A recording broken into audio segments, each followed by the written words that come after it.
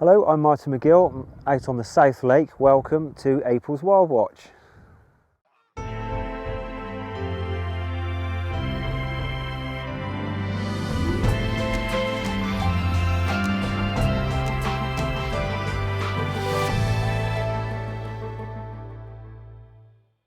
Well, out on the lake at the moment, it's all action. We've got lots and lots of black-headed gull pairs which are displaying their pair bonding.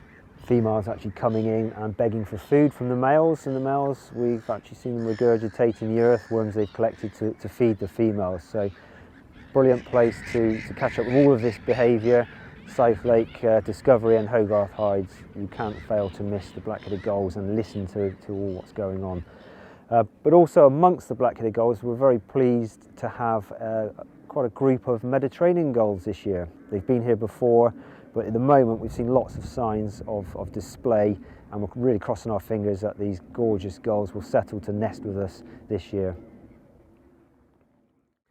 Now, we often get asked about how to identify the Mediterranean gulls, how to separate them from the black-headed gulls. They are superficially very similar.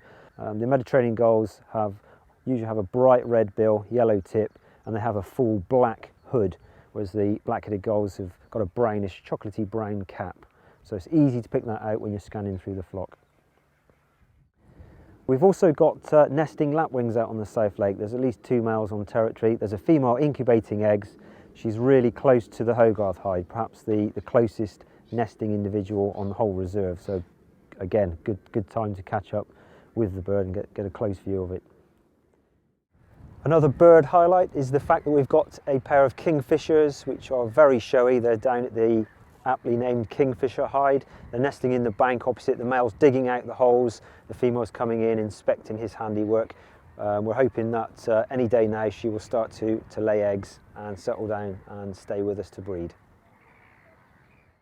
So we've come down to the bowl pen today on the Lootway to check up on our favourite Nene family. We last saw them about 3 weeks ago, very freshly hatched, maybe only 1 day of age. As you can see, they're looking absolutely fantastic today. There's 2 very healthy goslings, which everyone can come down and visit whenever they like. Mum and Dad have done a fantastic job. So if we go back in time and think about the things that they've achieved in the last 3 weeks, they have hatched from an egg, upside down in the dark. They've spent 2 or 3 days underneath Mum absorbing that lovely yolk sac that they have inside the egg from the very beginning. After that, they started wandering out a couple of hours at a time, learnt to eat the grass, learnt to drink, learnt to preen, started to waterproof themselves and did all those lovely little things, and we've been so privileged to watch them. My colleagues have done a great job of feeding them twice daily on the nest and anywhere that we could find them, and they're doing so very well. Absolutely fantastic. I could watch this particular pair all day. BBZ and BAX are fantastic parents and they rear very healthy juveniles every year. You'll often see the male running around the pen, desperately looking after his family, doing a really good job. And after all, these guys are the rarest goose in the world. Please do come down and see them. As some of you might know, part of the living collection of mammals at Slimbridge includes water voles, and they're a marvellous creature and doing well with us.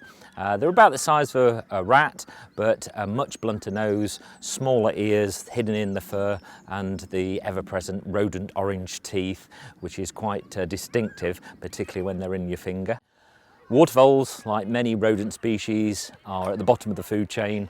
They're the prey items for many predator species, things like bittern, heron, stoat, and the American mink that was introduced or escaped into the British wildlife has certainly devastated the numbers of water voles in certain areas. But at Slimbridge, there's certainly a recovery, and it's nice to see the numbers increasing. And the canoe safari has certainly helped the local numbers, and it's a good way of passing a couple of hours, having a paddle around and looking for signs of the water vole. But also, if they jump in the water, there's a distinctive plop. They certainly belly flop when they go into the water.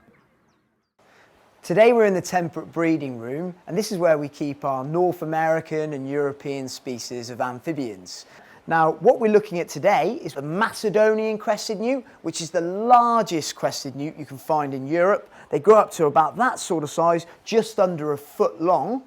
So what we've been doing is over the last couple of weeks, they've been getting ready to breed. The females have gone into the water. The male's developed a beautiful crest with his silver tail streak in the tail. And the females have started to lay. So because of the mild start to the spring, our plants that these guys used to lay on haven't grown that well. So we've come up with an alternative idea to get them to lay. So here at Slimbridge we use bin bag liner, little strips of bin bag which the female crested newts can manipulate into little folds to deposit their eggs. So over the coming weeks the eggs will develop and they'll eventually hatch into little larvae, and we'll hopefully be able to show you them in the future at our Toad Hall talks. Thank you for watching this month's WildWatch. Do hope you've enjoyed it. Do have a look at our Twitter page at Slimbridge Wild. You can keep up to date with the latest information from around the reserve, all the sightings, etc.